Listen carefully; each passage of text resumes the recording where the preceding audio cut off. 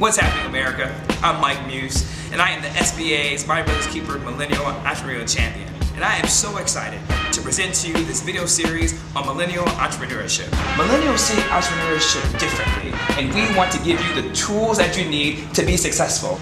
I am so excited to present to you 6 millennial entrepreneurs that come from a wide spectrum of industries, from fashion to digital to music to agencies. The list goes on. And through their stories, they're going to show you how you can do biz your way, on your terms, on your agenda, on your platform.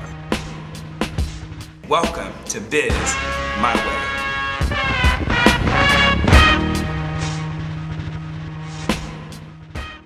Mr. Ehikhamenor. I hope I got that right. Perfect. Otherwise known as Hollywood Hino. Yes, sir. It's such an honor to have you here, and the presidential suite, remind you, at the Essex House. Pleasure to be here.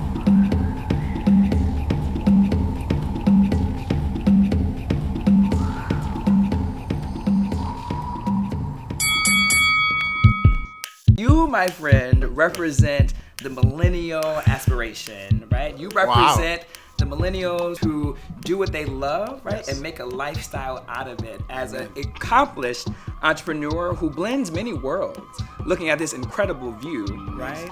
We have Central Park, that's vast, it seems like. It stretches for miles, right? Wow. And then to the right, we have Fifth Avenue, right? And so one would even wonder, is this aspirational, right? Do millennials see Fifth Avenue now as aspirational? Is this a destination point for millennials? Or do millennials see aspiration and success in other places, spaces, and destinations?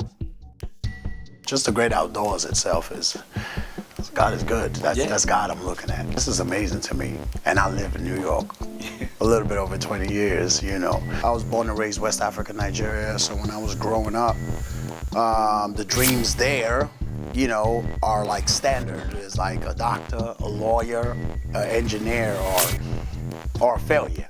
Yeah. There's nothing. No in between. There's nothing after that. So those were those dreams and goals, but those were dreams that were fixed upon me.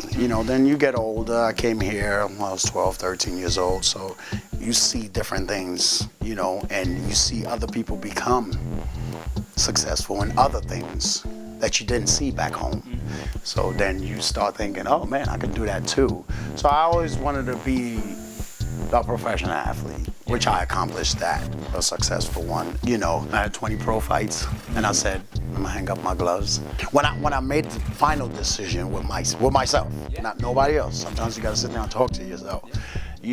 I just said, I cannot go to training camp for 2 months again, beat the body up and beat the mind up. I said, let me find something else and luckily it just fell on my lap, man. It did, man. The value of saying yes is not closing the door that might lead to something else. Look where it led me. So there's an immigrant tale to you, right? Yes. And even as people who are born in America, we always have this dream of this American dream, right?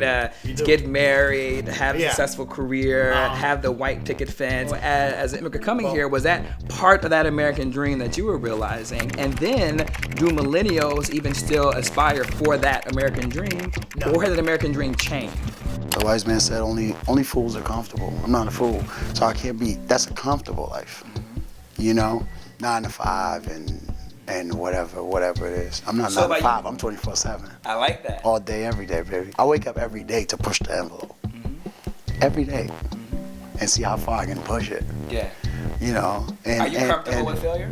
You looking at a man that's failed 96% of the time. Yeah. But that 4%, baby, it's a beautiful thing. That's when you win. You're looking at the 4%. That's when you win. I used it, man, and it opened a lot of doors, Yeah. I don't want to be in my comfort zone, man.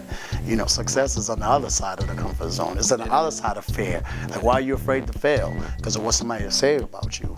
They're going to talk about you anyways. Winners focus on winning, and losers focus on winners. I believe in that strongly. So Mr. 4%. Yes, that's me. So by you starting off as boxing, is that what kind of keeps the thread going as you begin to branch out into your other endeavors? Yes, because I use it. Yes, I do. I use it in my everyday life. like the average man, I'm tired sometimes physically and mentally. You know, people think tired is just a mental thing too. Like I'm just tired mentally. And then I think back like of boxing. When you come to the gym and you have a upcoming fight date coming up, and you go in the gym and you don't feel like doing it, but you still have to. Can you give some words of advice or encouragement to that individual who loves to say they go to the gym every day? They watch Sports Center faithfully, right? They watch they know all the stats of all their favorite players, right? They love to talk about how much they can bench press. But they may be unhappy in their current situation of their career or their job. How can you motivate them to say, you can take what you love, what you do every day, and make a lifestyle of it? So to go from being a consumer of this to an actual producer of this. Wow. You love watching Sports Center all day. You love, you know every stat and stuff. And you need to get paid to do that. You don't need to be working at Wall Street, because that's not your job. Because every day you wake up, people wake up on Mondays and go, Monday. I hate when people say that. Those are people that hate their jobs. You don't hate Monday, you hate your job. You know, the wise man said, you only have one life to live. This is not a rehearsal. But if you do it right, one is enough. I love that advice. I love that. To be fair, there is 1 million personal trainers in New York City alone. Oh, I know. Right? Yes. As millennial entrepreneurs, we may be playing in the same space. So then how do you differentiate yourself from the white noise to allow people to say, I want to sign up with Hollywood Hino? Stuff that, you know, that makes you different, you got to put it out there so people can know. Like, because people still ask me to today, less now, but like, why should I choose you over this trainer? And I have to sell myself. I am my own resume. I have to sell it. In a party, having a good time, and somebody comes up to me and says, hey, you that trainer, right? For that 2 minutes, I have to sell myself. I'm like, why haven't you ever been to my gym? Are you crazy? Don't you know where it's at? It's downtown. You're like,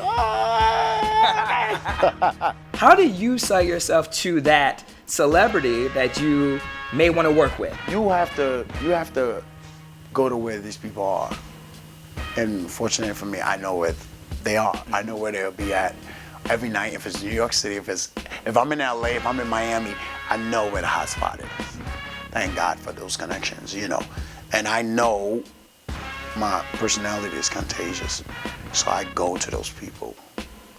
And whoever it is, they look at me in amazement when I'm talking to them. Like, and then I just end it with, just go on my Instagram, and that's my resume. Got it. You can flip through, there's videos. Don't get scared now. I always tell them, when people go, I see your videos, I'm so scared. You know, I hate when people say that. Yeah, exactly. I see the ropes, I see the side, I see chains. People see chains, they run away. Hino, man, this has been an incredible conversation. Man, and I am inspired by your story. Thank you. And I can't thank you enough for showing individuals how to go from a bench press to a business plan. To a business, man. Sounds like more than push-ups to big time. No, it's way more than push-ups.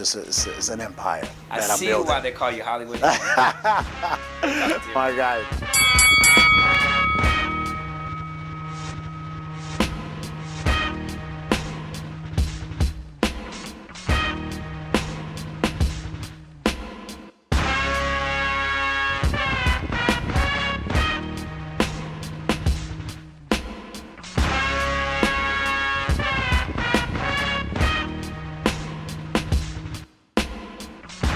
If you love something, get paid to do it, man. That's the American dream.